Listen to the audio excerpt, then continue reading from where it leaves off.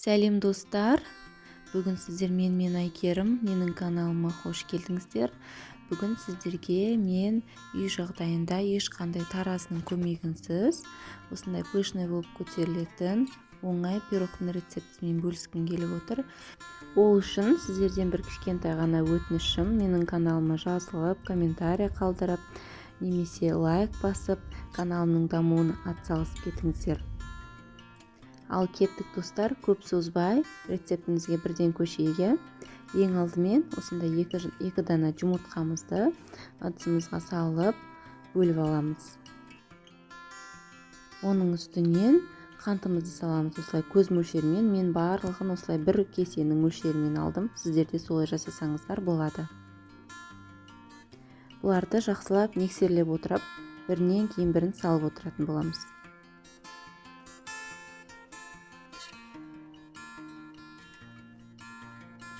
Біздің қантымыз бен жұмыртқамыз аппақ болып көтерілгенше асықпай, ерінбей миксерлейміз достар. Одан кейін осылай аппақ болғаннан кейін үстіне сұйық майымызды құятын боламыз. Менде мына жерде сұйық май, сіздер оның орнына сливочный май құйсаңыздар да болады. Сұйық маймен де жақсы болады. Одан кейін оның үстінен бір пиаладай осылай айран құйдым.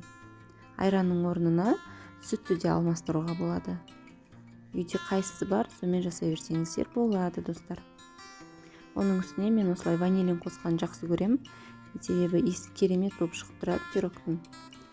Одан кейін үстіне електен өткізілген ұнымызды саламыз.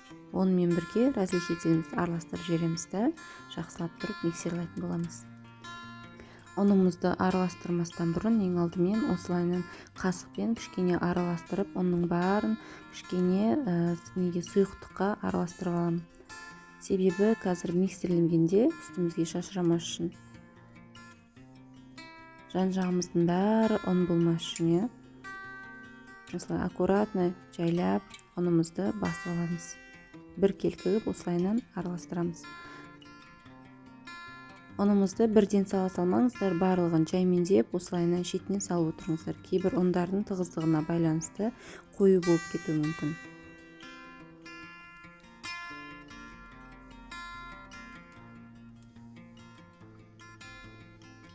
Мінекей осындай бір келкі етіп сұйық емес, қатты қою емес, орташа есеппен болу керек пирогымыз.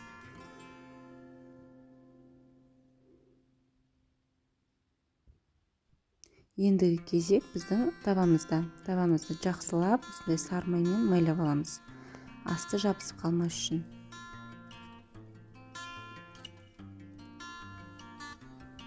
Дайын болған пирогымызды құямыз ыдысымызға. Пирогымызды салып жатқан кезде біздің пешіміз қызып тұруы керек. Қызған пешке салыңыздар достар. Үстінен осылай бір келкетіп тегістеп алыңыздар. Одан кейін дайын болған пирогымыздың үстіне қалаған дәндеріңізді немесе ягодаларыңызды қойсаңыздар болады. Мен осылайынан асқабақтың дәнін сеуіп шықтым.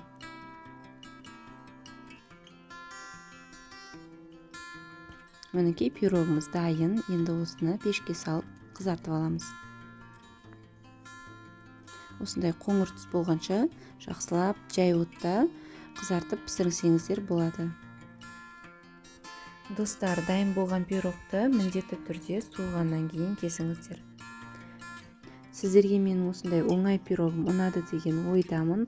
Егер ұнап жатса, менің каналыма жазылып, сұрақтарыңыз болса, комментарийға жазып кетіңіздер. Мен сіздерге міндетті түрде жауап беретін боламын. Келесі кездескенше сау болыңыздар достар.